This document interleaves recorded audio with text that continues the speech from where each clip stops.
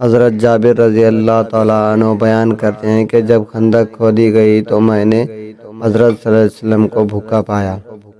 میں اپنی بیوی کے پاس آیا اور پوچھا کہ تیرے پاس کچھ ہے؟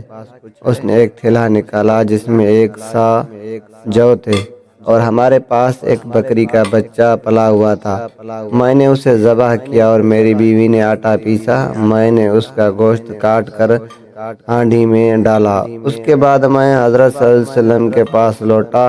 بیوی نے کہا، حضرت صلی اللہ علیہ وسلم اور آپ کے صحابہ کرام کے سامنے مجھے رسوا نہ کرنا، یعنی زیادہ آدمیوں کی دعوت نہ کر دینا۔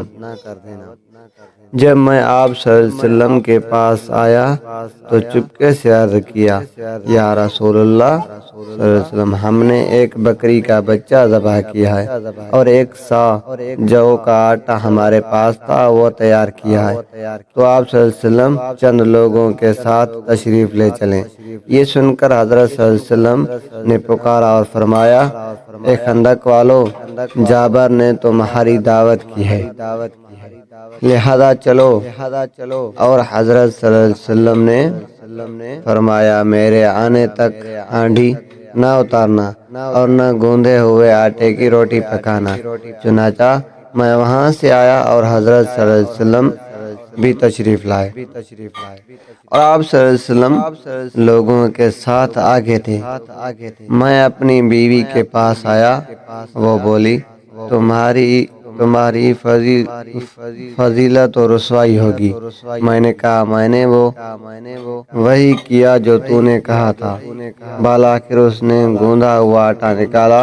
آپ صلی اللہ علیہ وسلم نے اس میں لعاب دھن ملا دیا اور برکت کی دعا کی، پھر ہانڈی میں لعاب دھن ملا دیا۔ اس کے بعد فرمایا، ایک روٹی پکانے والے کو اور بلا لو جو میرے ساتھ روٹی پکائے، اور ہانڈی سے سالن نکالو، مگر اس کو اوپر سے نہ اتارنا۔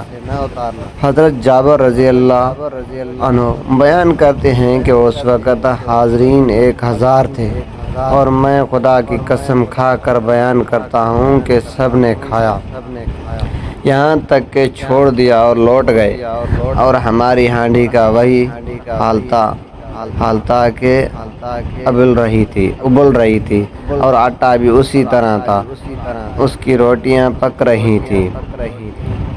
صحیح مسلم کتاب الشربہ، حدیث نمبر 612۔